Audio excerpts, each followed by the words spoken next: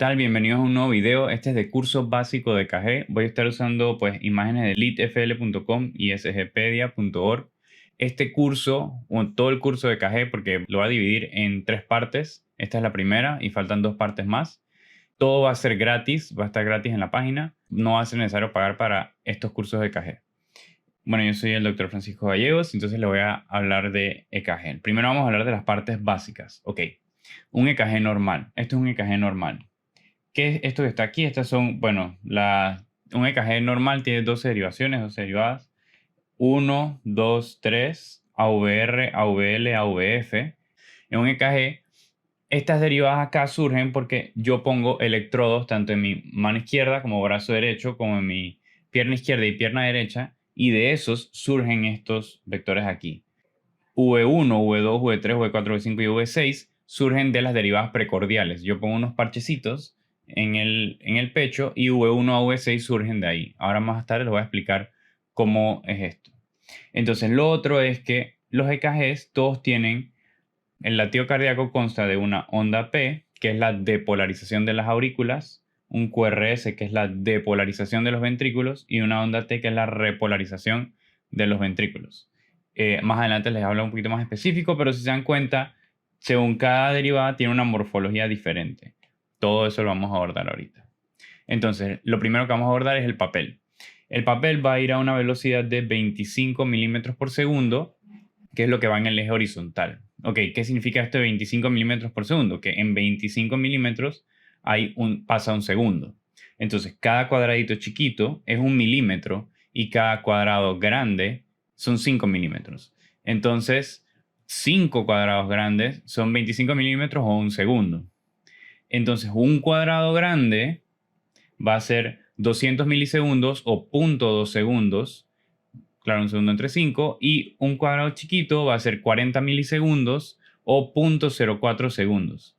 Esto todo nos importa saber bien la terminología para las diversas patologías. ¿Por qué? Por ejemplo, si yo tengo un paciente que tiene un bloqueo de primer grado, bloqueo AB de primer grado, eso es donde el intervalo PR demora más de 200 milisegundos. Entonces necesito saber más de un cuadrado grande. Más fácil sacarlo de esa forma. Y en el eje horizontal, 10 milímetros, o sea, 2 cuadrados grandes, es igual a 1 milivoltio. Y entonces cada cuadrado chiquito, que sería 1 milímetro, es 0.1 milivoltio. ¿Ok? Entonces, el EKG está hecho por, bueno, el latido cardíaco, ¿no? Por onda P, que es la depolarización de las aurículas, ya les había mencionado. En esta parte me es mejor un poquito dibujar un corazón, así sea acá, para explicar un poco mejor. Ustedes saben que primero sale, este es el nodo sinoauricular, que está acá arriba, y este es el nodo auriculoventricular o AB, que está acá abajo. AB. Entonces, primero surge el impulso eléctrico de acá arriba del nodo sinoauricular, luego viaja por varios haces en las aurículas, que es lo que pasa aquí en la onda P. Es más, si se dan cuenta, el nodo sinoauricular está más cerca de la aurícula derecha que de la aurícula izquierda, por lo que la primera porción de la onda P es de la aurícula derecha y la segunda porción es de la aurícula izquierda. Entonces, luego va a haber un periodo isoeléctrico, que es el retraso que sucede en el nodo AB. O sea, en el nodo AB hay un retraso del impulso eléctrico y dispara a través de las fibras de Purkinje, luego el retraso, a los dos ventrículos, ¿no? Entonces el QRS va a ser la depolarización de los ventrículos. La onda Q va a ser la depolarización del septum, que es la primera parte, y luego el RS va a ser la depolarización de los ventrículos, ambos, pero lo que pasa es que también el ventrículo izquierdo tiene 3 veces más masa muscular, pues, y de células, que el ventrículo derecho. Entonces el QRS va a ser predominantemente reflejar el ventrículo izquierdo. Ok, entonces otro punto para saber es que ya vimos P, periodo isoeléctrico. Esto es el intervalo PR hasta el inicio de la Q. Luego, aquí la primera parte que va hacia abajo se le llama Q. Luego, la parte que va hacia arriba se llama R y luego la R, lo que baje, se llama S. Entonces, hay varios electrodos y varias ondas QRS que no van a tener Q. Porque ¿qué es lo que pasa? Va directo para arriba. O va para arriba y para abajo. Eso es normal, porque lo que pasa es que las ondas Q en la mayoría de los casos nos indican algún tipo de necrosis o isquemia. Entonces, es poco probable que vaya a haber unas ondas Q y si las veo no las voy a ver, o sea, van a ser pequeñas porque tienen que ser más de un tercio para que sean significativas de isquemia o necrosis del QRS total. Entonces, dependiendo de la onda, o sea, si la onda es, por ejemplo, isoeléctrico, arriba, abajo y así, le voy a llamar una onda RS, porque solo tiene componente R y S. Y si la onda va así y va directo para abajo, se lo voy a llamar S solamente, por ejemplo. Entonces, más adelante vemos la terminología, pero era para mencionarles brevemente la parte del QRS. Luego está el punto J. Ok, el punto J es cuando vuelve al momento isoeléctrico luego que termina el QRS. El punto J no necesariamente va a estar pues plano isoeléctrico en el caso, por ejemplo, de isquemia o infarto. Porque cuando hay elevación del segmento ST, lo primero que se eleva es el punto J. Entonces, en vez de caer acá abajo, está por acá arriba y va por acá. Entonces, es importante saber dónde normalmente está el punto J para saber si está desplazado. Y luego viene la onda T, que es la repolarización de los ventrículos. Usualmente sigue el QRS, o sea, el mayor componente de la onda, pues sí es mayormente positivo que negativo. La onda U es poco importante. La onda U, eso a veces está en caso de algunas desórdenes de electrolitos, pero usualmente no lo vamos a ver en los electrocardiogramas. Lo otro que nos importa es el intervalo RR. Ok, entre los dos QRS, en la parte más alta de los QRS, que es la R, yo voy a medir qué es lo que demora de lo más alto de un QRS a lo más alto del otro QRS, o sea, de una R a la otra R. Y eso va a ser el intervalo RR. Ya les explico para qué me va a funcionar. El intervalo RR nos va a servir para calcular la frecuencia cardíaca. Estos son los cuadros, ¿no? Este es un cuadro. Si hay un QRS y seguidamente hay otro QRS a un cuadro de distancia, un cuadro grande, podemos calcular que el paciente estaría latiendo a 300 latidos por minuto. Eso no lo vamos a ver casi porque el corazón no late a 300 latidos por minuto y da un gasto cardíaco significativo. Entonces vamos a ver de aquí para abajo, del 2 para abajo. A medida que van avanzando los números, 1, 1, 2, 1, 2, 3, 1, 2, 3, 4, así, dividimos 300 entre ese número de cuadrados grandes y así calculamos el ritmo cardíaco. Por ejemplo, 2 cuadrados grandes, 300 entre 2, 150.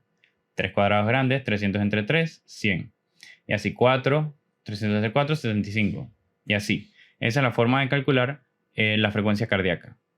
Ok, vamos a llevarlo a un EKG como este que vimos acá. Y vemos, este es un QRS, otro QRS, de R a R hay 1, 2, 3, 4. Entonces ahí vemos que va a ser 300 entre 4, 75. Va a ser más o menos la frecuencia cardíaca de este paciente, 75.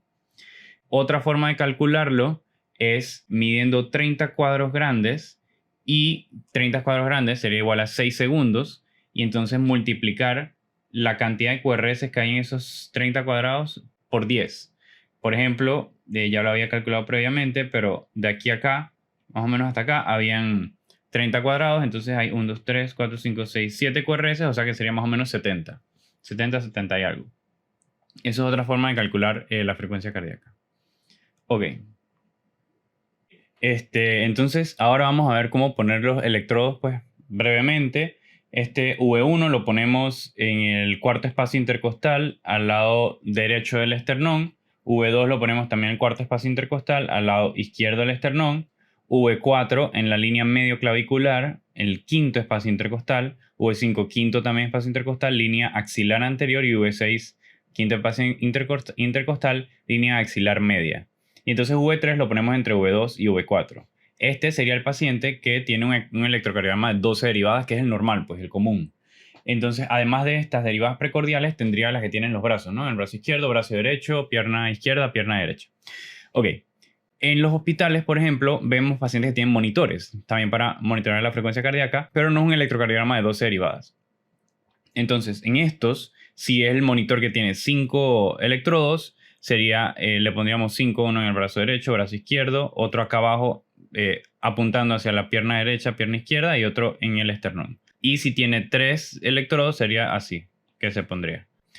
En casos menos comunes, pero en casos, por ejemplo, de un paciente que yo sospecho que tiene un infarto del ventrículo derecho, yo pondría las derivadas V3, V4, V5 y V6, las cambio del lado izquierdo, las cambio al lado derecho.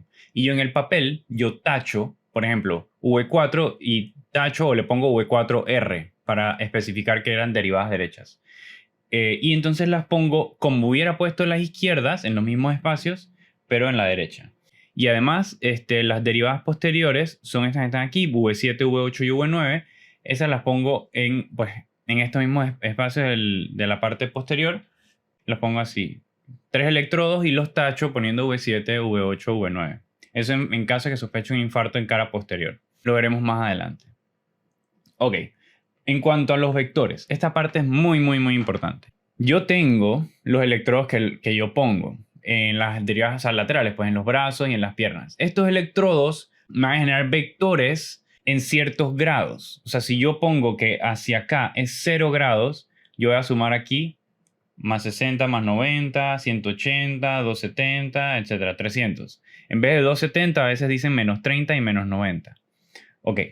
Estos vectores que se crean son 1, 2 y 3, 1 que serían 0 grados o totalmente hacia la izquierda, o sea, si agarro mi brazo, este es mi brazo izquierdo, este es 1, recto hacia acá, 2 es en más 60, imagínense que fuese hacia su pierna izquierda, vamos a decir que estuviese a 60 grados, y 3 más 120 grados, imagínense su pierna derecha. Esos son los vectores 1, 2, 3. Entonces los otros vectores que también se crean son AVL, AVF y AVR. AVL es 30 grados arriba de acá, o sea, menos 30. AVF es recto hacia abajo y AVR es 30 grados, pues, hacia arriba de 180, o sea, 210, ¿no? Las derivadas precordiales van a apuntar cada una hacia un lado del corazón. V1 apunta, y V1 y V2 apuntan más hacia donde está el septum, o sea, la parte anterior del corazón, pero más que todo la parte encima del septum y el septum. Entonces, V1 y V2 le vamos a llamar las derivadas septales. V3 y V4 apuntan a la parte anterior del corazón, o sea, le vamos a llamar, son anteriores, y V5 y V6 son las partes del lateral del corazón.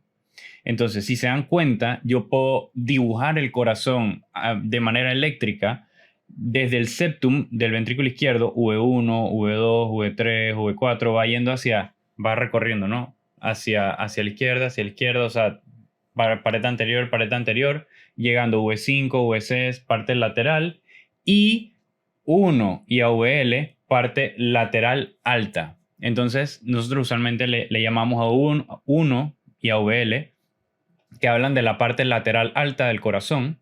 V5, V6 me apuntan más hacia el ápice, V3 y V4 me apuntan más hacia la pared anterior, V1, V2 septum, ya les dije. 2, 3 AVF me apuntan hacia la cara inferior del corazón. AVR no me apunta hacia nada, realmente incluso la onda en AVR debería ser negativa en la mayoría de los casos.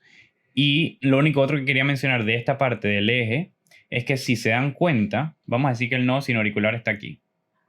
Vamos a decir que dispara hacia la aurícula derecha de aurículas, nodo auriculoventricular o AB está acá. Purkinje, ventrículo derecho, ventrículo izquierdo, ¿no? SA, AB, nodo AB.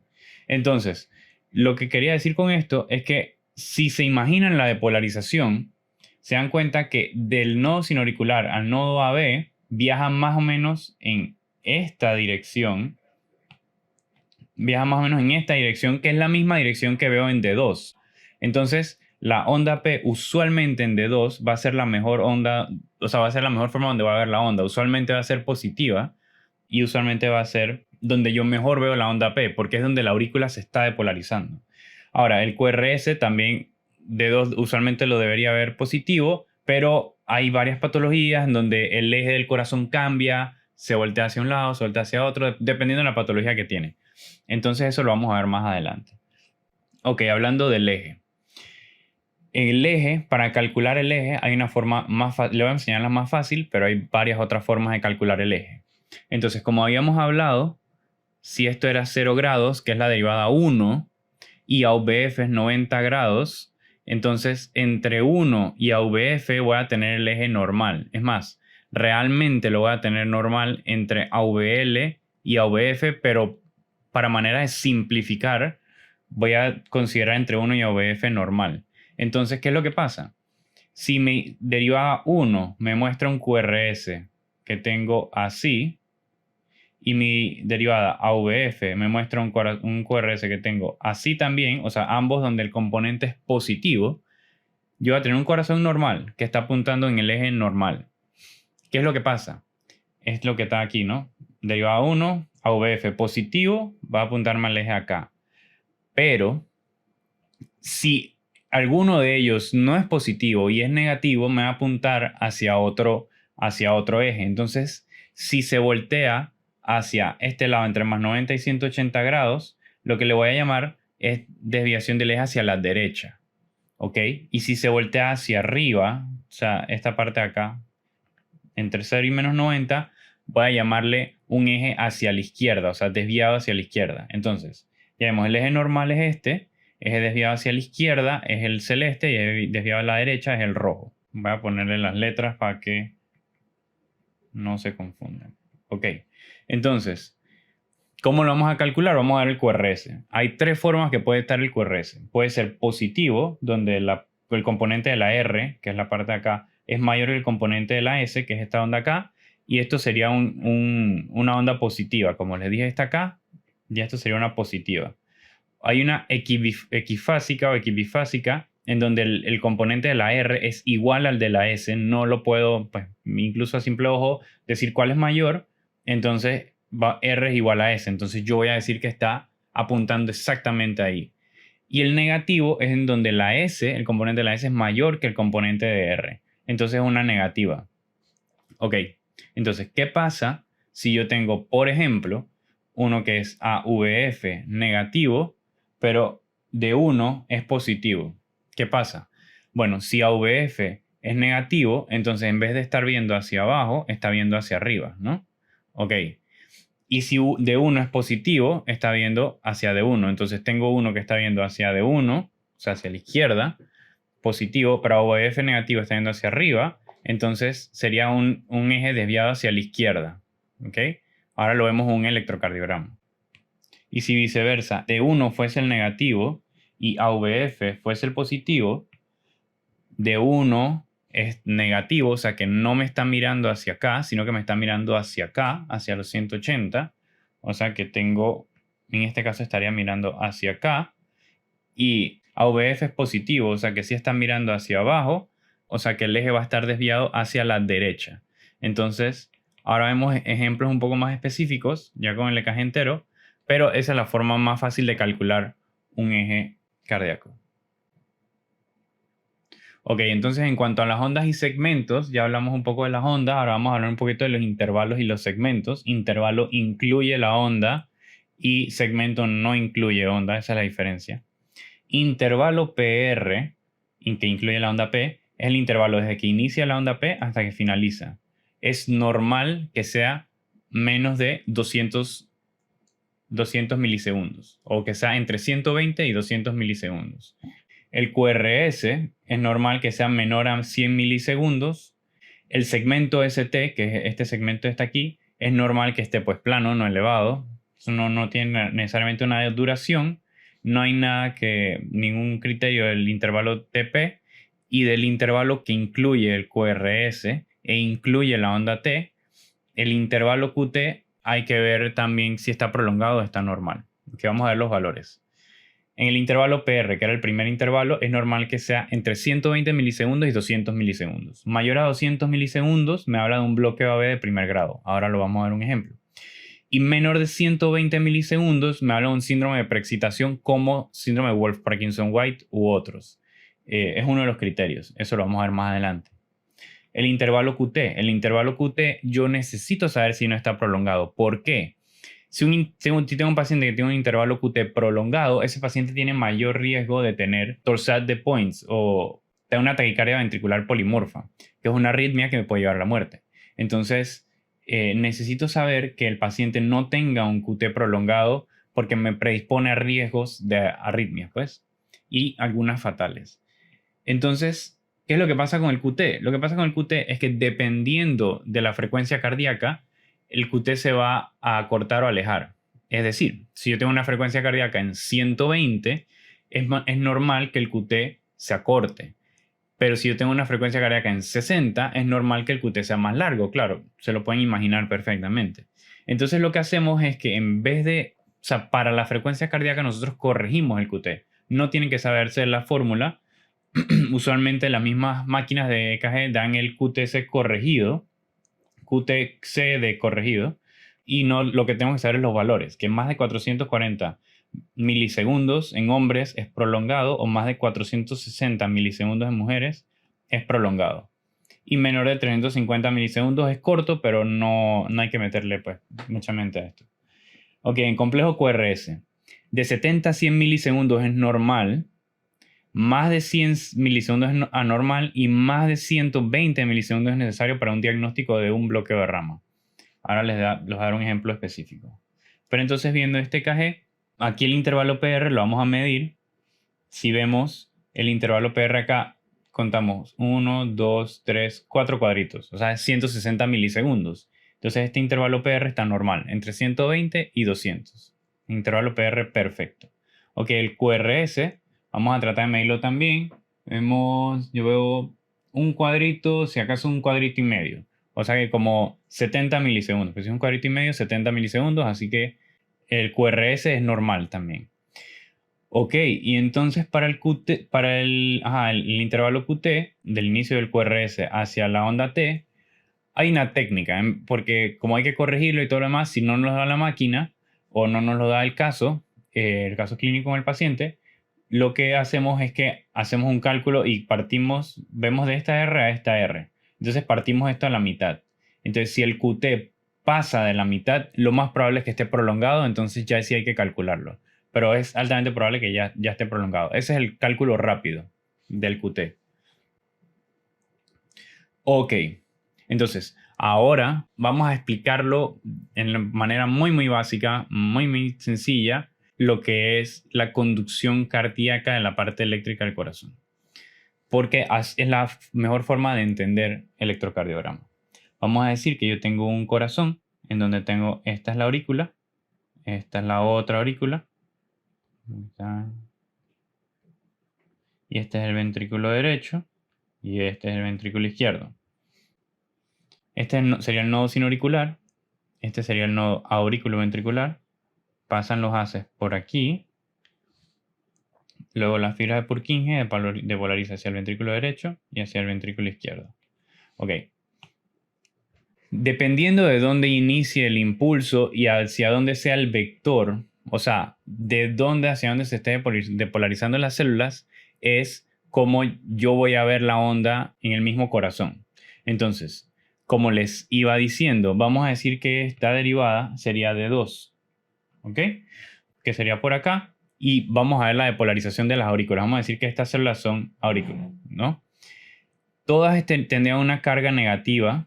Al momento de la depolarización, primero se depolariza una célula, luego otras lleva la conducción hacia estas 3 y luego lleva la conducción hacia estas 5, ¿no? Y luego se repolariza las células y se repolariza. Vamos a decir que aquí está el vector, ¿no? Volviendo al dibujo inicial, vamos a decir que yo tenía un segmento isoeléctrico aquí, ¿verdad? Se depolarizó la célula y inicia esto a venir hacia arriba. Se polarizan más, inicia esto a venir más hacia arriba.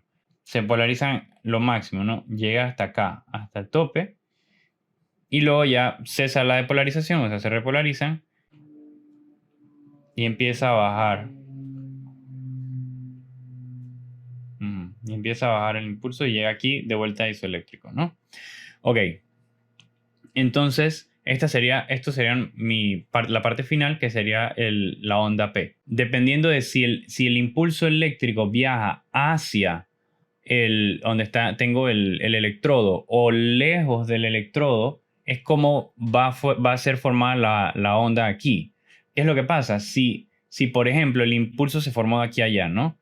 Pero vamos a decir que el electrodo hubiese estado del lado de acá. En vez de la onda formarse de forma positiva como se mostró aquí, la onda sería así. ¿Ok? Entonces, el hecho de que una onda sea positiva o negativa es relativo hacia las células, hacia dónde se están depolarizando, y relativo al electrodo en cuestión. Entonces, si estoy hablando de D2, estoy hablando de un electrodo, que sería, por ejemplo, D2 sería acá abajo. Si estoy hablando de VF, sería este. Si estoy hablando de 3, sería acá. 1 sería acá, etcétera. Entonces, la forma de la onda, si es positiva o negativa, va a depender de hacia dónde viaja el impulso. Esa parte es muy importante entenderla porque de eso se explica todo el resto del electrocardiograma. Es muy, muy, muy importante entenderla. Y entender qué significa el vector. O sea, si yo tengo, vamos a decir voy a dibujar todos los puntos. Vamos a decir 2, AVF, 3, 1, AVL acá arriba, ¿verdad? Y vamos a decir que el vector del corazón, las aurículas viajan así. O sea que el primer vector que se va a formar va a ser prácticamente positivo en 2, 3 AVF. Y bueno, también viaja hacia la izquierda, así que en 1 AVL también va a ser positivo. Y el ventrículo, vamos a decir que el ventrículo viajase, por ejemplo, hacia acá. Sería positivo en todas estas derivadas, ¿no? Porque si está viajando hacia abajo, va a ser positivo. Y está en 1 AVL, también va a ser positivo. ¿Qué pasa si, por ejemplo, yo tengo un infarto?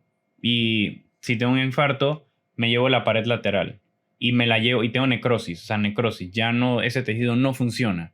¿Qué es lo que pasa? Lo más probable es que el vector, en vez de estar hacia acá, lo más probable es que el vector, bueno, no tengo componente lateral, así que el vector va a estar un poco hacia abajo, por decirlo así. Entonces, claro, al momento de 2 tras VF va a seguir siendo positivo, pero vamos a decir que se me fue la pared esta de acá, la pared lateral, no tengo componente hacia la izquierda, y lo voy a tener en AVL de 1, es una onda Q. ¿Me explico? Ese es el punto de los vectores. Es importante entender esa parte porque va a explicar todo el electrocardiograma. Entonces, ya vamos a la materia en cuestión y vamos a hablar de casos reales de electrocardiograma. Ok, vamos a hablar ahora de hipertrofia y crecimiento de cavidades cardíacas. Ok, primero pues agrandamiento del atrio derecho. Este va a producir una onda P alargada o una P que llamamos P pulmonale, donde va a haber un aumento de más de 2.5 milímetros en derivadas inferiores. Recuerden que les había hablado que de 2 o la derivada 2 es la que mejor refleja la onda P. Pero bueno, derivadas inferiores 2,3 OF mayor a 2.5 milímetros. Y más de 1.5 milímetros en V1 y V2, que es la otra derivada que habla bien de la onda P. Entonces, los agrandamientos del atrio derecho se puede ver a varias causas de hipertensión pulmonar, todo lo que aumenta la presión en la arteria pulmonar, de ahí ventrículo derecho, de ahí aurícula derecha, por ejemplo, EPOC, estenosis tricuspidia, enfermedades cardíacas congénitas, hipertensión arterial pulmonar, básicamente todo esto, todo lo que, por ejemplo, en el caso de estenosis tricuspidia, que eleve solo la presión en la aurícula derecha. Bueno, ¿y cómo va a ser el electrocardiograma? Vamos a ver en D2, buscamos D2, miren esta onda P gigante, es la que más alta está, 1, 2, 3, casi 4 cuadrados, imagínense de alto esta onda P acá, gigante, gigante, 4 cuadrados, 4 milímetros, tiene que ser más de 2.5, en 3 y AOF también está bastante alta, y entonces en V1 vemos acá el componente positivo de la onda, porque esta onda P es bifásica, va hacia arriba y va hacia abajo. El componente positivo mide 2.5, o sea, más de 1.5 milímetros. Entonces, este es un EKG que habla de crecimiento atrial derecho. Una cosa que les quería mencionar también, que no había mencionado antes, es que en el caso de la onda P, o quería recordar, mejor dicho, en el caso de la onda P, que sería esto acá, la primera parte de la onda P me habla un poco más del atrio derecho, como recuerden, esta parte de la depolarización, porque el nodo sinauricular está más cerca del atrio derecho, entonces cuando va la depolarización, cuando va la depolarización, el primero que se polariza es el atrio derecho, entonces este es el primer componente de la onda P, y el segundo componente de la onda P es un poco más la depolarización del atrio izquierdo. Esto se ve en estas enfermedades también. Entonces, en V1, por ejemplo, la parte negativa de la onda P, esta parte acá, es el atrio izquierdo. Ok, entonces, agrandamiento de atrio izquierdo. Esto va a ser más en la segunda parte de la onda P. Va a tener una onda P bífida en D2 y con un mayor componente negativo en V1. En D2, bífida más de 40 milisegundos entre ambos picos y la duración de la onda P más de 110 milisegundos. Y en V1, bifásica con porción terminal negativa, pues más de 40 milisegundos y más de 1 milímetro de profundidad. Todo lo comenta la presión en el atrio izquierdo, y para eso está en el resto de los cursos de cardiología que ya habíamos hablado de crecimiento atrial izquierdo. Ok, en esta parte que es bifásica, o sea que tiene dos picos, el primer pico es de la aurícula derecha y el segundo pico, que usualmente la onda P tiende a descender, o sea, hace así, desciende, como hay un crecimiento, vamos a tener esto, ¿no? Como hay un crecimiento, vamos a tener este segundo pico de acá, que se refiere al atrio izquierdo. Entonces aquí se ve que esta porción de acá es el atrio izquierdo. Acá abajo, esto es en D2, que es el que le dije, que ve la aurícula recto de frente de la aurícula. Y V1 va a tener un componente negativo de la aurícula más predominante, que sería aquí, por ejemplo, demora aquí más de 40 milisegundos y ahí hay 1 milímetro de aquí abajo. Es un poco más notorio en otro electrocardiograma miren esta onda P un poquito hacia arriba y de una vez baja, o sea que el crecimiento tiene muy probablemente crecimiento atrial izquierdo. Este sería otro paciente, entonces vamos a buscar D2, buscamos D2 y vemos la onda P, que bífida, dos picos. El primer pico es del atrio derecho, el segundo pico del atrio izquierdo, y vemos que tiene el pico. Definitivamente demora más de 40 milisegundos porque es un cuadrado de ahí, así que sí cae para el diagnóstico. Y vemos en V1 y miren esta porción positiva y negativa, súper negativa, más de 1 milímetro, o sea, este paciente definitivamente tiene un crecimiento atrial izquierdo, más de 1 milímetro, más de 40 milisegundos. Eso en crecimiento atrial izquierdo. En crecimiento de ambos atrios, de ambas aurículas, casi que los criterios combinados. O sea, en D2 una onda P bífida, pero también el componente más de 2.5 milímetros, que es lo que habíamos visto en el crecimiento de la aurícula derecha. Y en V1 lo mismo que era del atrio izquierdo. Causas, múltiples causas, todas las cardiomiopatías, etc. Ok, en este paciente, por ejemplo, en D2 quizás no se ve tan bien porque está un poco inmerso, que tiene una depresión del segmento ST y la onda T inversa acá, entonces como que es un poco más complicado ver la onda P aquí, pero definitivamente está crecida. Pero en V1 miren esta onda P, o sea, altísima y baja, o sea, solo con verlo en V1 ya es casi segurísimo que este paciente tiene crecimiento de ambos atrios. Y es más, es un paciente que tiene una cardiomiopatía idiopática. Entonces en V1 vemos que va disparado hacia arriba, altísimo, imagínense cuánto es, más de 2.5 milímetros y hacia abajo también más de casi 2 milímetros. Entonces este paciente tiene un crecimiento atrial a otro nivel. Ok, entonces en este otro electrocardiograma vemos también en D2, miren esa onda P altísima, altísima, ya es definitivamente ya son como casi 0.5 milivoltios, o sea, altísima. Y hay un componente como que si ven que va a bajar y como que deflexiona para acá, que es lo más probablemente que es el del componente del atrio izquierdo. O sea, si lo puedo dibujar aquí y después como que hace como así. Entonces, para confirmar, vamos a V1, vamos a ver, y miren, efectivamente, tengo una parte positiva y tengo la parte negativa, o sea que tengo un crecimiento de ambos atrios. Ok, entonces en resumen, esto es lo normal, un D1 y en D2 y V1, en crecimiento auricular derecho, la onda P pulmonale, en V1 igual se nota, en crecimiento atrial izquierdo las dos cúspides, y así la parte negativa es mucho más prominente, y de ambos atrios, ambos combinados, básicamente.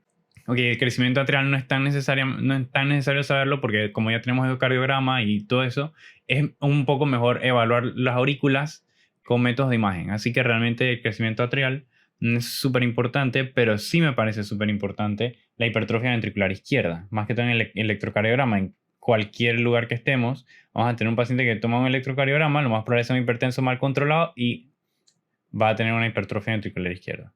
Entonces, en el caso de hipertrofia ventricular izquierda hay muchos criterios de voltaje. Es más, será el número 1, 2, 3, 4, 5, 6, 7 de criterios de voltaje en donde el paciente va a tener o sospechamos de hipertrofia ventricular. Los que les recomiendo que se aprendan es el más común, que son los criterios de Sokolov-Lyon, en donde tengo que la onda S, o sea, la parte negativa, puede ser así, vamos a decirlo, la onda S en V1, V2, más la onda R en V5, V6, sea mayor a 35 milímetros. O sea, sumo la profundidad de esta onda más la altura de esta onda y me da más de 35 milímetros. Esos son los criterios de Sokolov. Hay varios otros criterios, por ejemplo, que la onda R en D1 más la onda S en D3 sea mayor a 25 milímetros, que solo la R en AVL más de 11, solo la R en AVF más de 20, onda S en AVR más de 14, R en V4, V5, V6 más de 26 y onda R más alta más onda S más baja en cualquier derivada precordial más de 45 milímetros.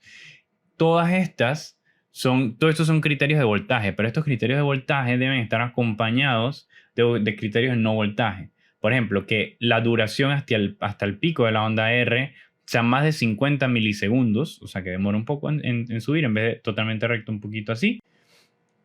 Y depresión del segmento ST, inversión de onda T en derivadas izquierdas, patrón de sobrecarga. Ahora les muestro ese patrón, pero en V5 y V6 hay una depresión del ST y inversión de la onda T, que eso es que el ventrículo izquierdo está sobrecargado, le cuesta combatir lo que sea que le está causando pues, el aumento de presión y la hipertrofia. Ok, por criterios de voltaje sería, vamos a decir, 5, 10, 15, 18 milímetros, más o menos, más 19, más la onda R, 5, 10, 15, 20, 25, 30, ya. O sea, esto es muchísimo más que 35, ya va como por 50 milímetros. O sea, este paciente, la onda S en V2 más la onda R en V5, cumple criterio de voltaje.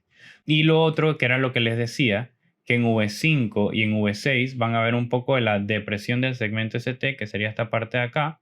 O sea, si ven el segmento ST debería caer acá, pero no cae ahí, sino que, voy a ponerlo en azul, mejor debería ir en esta línea, pero no cae en esa línea, sino que se va por la parte roja, o sea, depresión del segmento ST.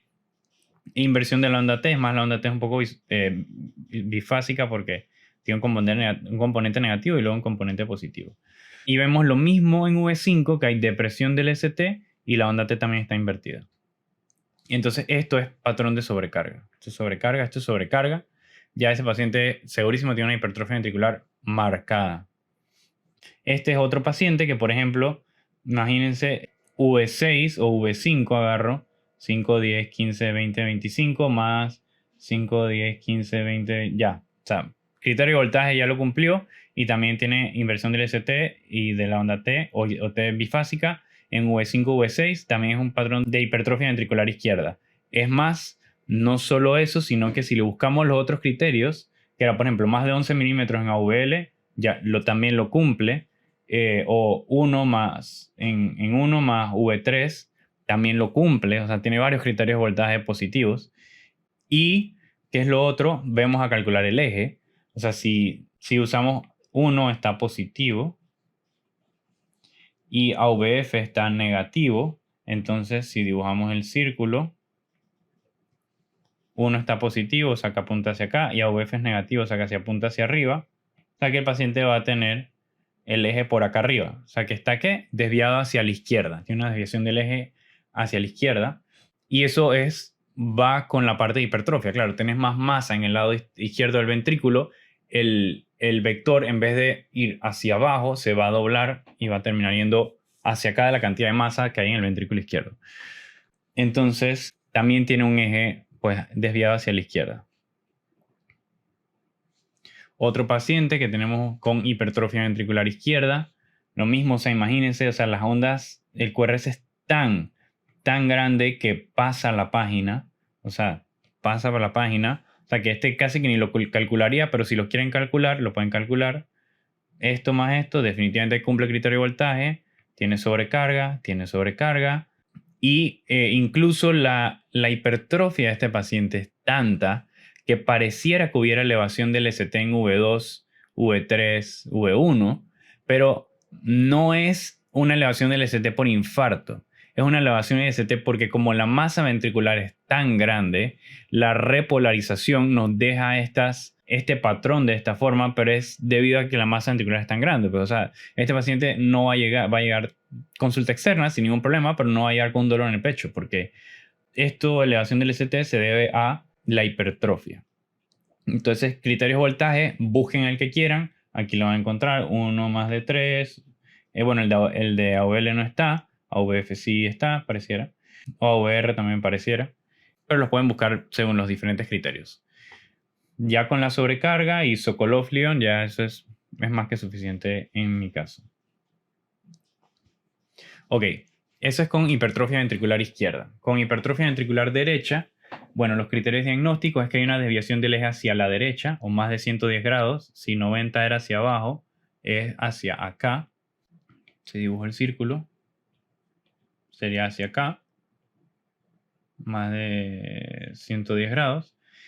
Una onda R dominante en V1. Si recuerdan los electrocardiogramas normales, normalmente hay una progresión de V1 a V6. O sea, en V1 está hacia abajo, luego está menos hacia abajo, luego está un poquito más hacia arriba, hasta que uno llega a V6, que es el más alto. Usualmente hay una progresión así, es lo normal. Pero aquí lo que dicen que para hipertrofia ventricular derecha es una onda R dominante V1, o sea que en vez de que comience con un QRS hacia abajo, comience con un QRS hacia arriba. Eso me va a decir mucho de hipertrofia ventricular derecha, muchas posibilidades. Y que en V6, donde normalmente la onda va hacia arriba, hay una onda S dominante. O en ambos casos que sean más de 7 milímetros de alto o más de 7 milímetros de profundidad, o un ratio, o sea, ratio de RS mayor que 1 y aquí de RS, pues, o SR mayor que 1. Aquí lo copié mal. Y que el QRS sea menor a 120 milisegundos. ¿Por qué? Lo que pasa es que si el QRS no es menor a 120 milisegundos, se me da sobre la par el diagnóstico de hipertrofia con bloqueo de ramas, que más adelante vamos a hablar de eso. Entonces no es tan fácil diferenciarlo con un bloqueo de rama, por eso es que necesito que el QRS sea menos de 120 milisegundos. Esto al final se puede sobrelapar. Puedo tener un paciente que tiene una hipertrofia ventricular derecha y la hipertrofia tarde o temprano va a arruinar el sistema eléctrico y tarde o temprano va a causar un bloqueo de rama derecha. O sea, va a ser parte de la progresión, lo más probable. Pero igual para los criterios es esta parte necesaria. Ok, ¿qué me va a ayudar a decir que sí es hipertrofia ventricular derecha? Que tengo un agrandamiento de la aurícula derecha, pulmonales, como les había hablado. Que tengo un patrón de sobrecarga en el ventrículo derecho, que es el patrón de sobrecarga, depresión del ST o inversión de la onda T en las derivadas precordiales, o sea, V1, V2, V3 hasta V4. En las inferiores. Se va a ver más que todo V1 V3 son las que mejor se va a ver. Patrón de S1, S2, S3 en las derivaciones 1, 2 y 3 y ondas S profunda en estas derivadas. Ok, vamos a ver los criterios, los primeros que habíamos hablado. Miren esta onda R en V1, altísima, o sea, R y un poquitito de S. Una onda R y un poco de menos de S. Y acá en V6 casi no hay R, imagínense, es casi todo S. Entonces este paciente es 100% certero que es una hipertrofia ventricular derecha. Miren acá, la R definitivamente es más de 7 milímetros, lleva como por 12. Y el RS sí es definitivamente más que 1 y aquí el SR más que 1. Entonces lo otro que me apoya el diagnóstico es que miren este segmento ST, o sea, depresión del segmento ST, inversión de la onda T en V1, V2, V3. Todo es, incluso hasta V4. Todo eso es sobrecarga del ventrículo derecho. Entonces, patrón de sobrecarga del ventrículo derecho, esta depresión del ST. Todo se ve en contexto en electrocardiograma. Si yo tuviera un contexto de un infarto, esta depresión del ST me diría otra cosa. Pero si tengo un paciente en la clínica, afuera, que estoy atendiendo, sin ningún evento agudo, coronario agudo o dolor, esta inversión del ST me habla más de sobrecarga del ventrículo derecho. Entonces, también lo otro que hacemos es calcular el eje. 1 es negativo, AVF es positivo. Si calculo el eje, vamos a ver si pongo el círculo, donde de 1 iba hacia acá, en este caso va a ser 1 es negativo, o sea que el vector apunta hacia acá, y AVF es positivo, o sea que apunta hacia abajo. Recuerden que 1 va acá, AVF va acá normalmente. Entonces, como 1 es negativo va acá, entonces el vector va hacia acá. O sea que es una desviación de eje hacia la derecha. Entonces tengo desviación de eje hacia la derecha, que está aquí, desviación del eje derecho. Tengo una onda R dominante en V1, ya les he hablado, una onda S dominante en V6 y el patrón no es deformación, el patrón de sobrecarga del ventrículo derecho en V1, V2, V3, V4. Una mala traducción ahí. Ok. Entonces, para dar un ejemplo, hipertrofia biventricular sería esto. O sea, ya, bueno, solo de ver el EKG ya uno tiene que darse cuenta que está muy mal. Este paciente debe estar muy mal.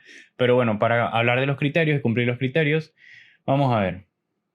una onda R altísimo. No son 7, sino son... ¿Cuántos? Casi 25 milímetros, imagínense, en V1. Una onda R altísima V1 y una onda S bastante prominente en V6. Voy a tener sobrecarga, miren, V2, por lo menos hay depresión del ST en V2. En V1 no se nota tanto, V4 sí se nota, V3 no es tan claro por dónde está la cosa, pero se nota en V2 y V4 por lo menos. También veo el patrón de sobrecarga en V6. Por la parte de la taquicardia pareciera como algo isobifásico acá, pero definitivamente hay por lo menos inversión de onda T aquí. Y aquí sí hay depresión del ST con inversión de onda T en V5, o sea que hay patrón de sobrecarga del izquierdo, patrón de sobrecarga del derecho. Entonces, ¿qué tendría aquí? Tengo un fenómeno de Katz-Wachtel, que es un complejo de QRS bifásicos en las derivadas precordiales. 2 voltajes enormes. Entonces, este paciente cumple con los criterios de voltaje fácilmente para hipertrofia ventricular izquierda y para derecha. Y lo otro que además, miren la onda P acá, una P pulmonar. Mira, si la ven acá, alta, ya está más de 1, 2, 3, como 4 milímetros, 3 milímetros, 4 milímetros. O sea que onda P pulmonar. Y aquí también se nota una onda P pulmonar. Así que cumple fácilmente los criterios de ambas hipertrofias. Ok, entonces dejamos este video hasta aquí y los veo en el próximo video de electrocardiograma.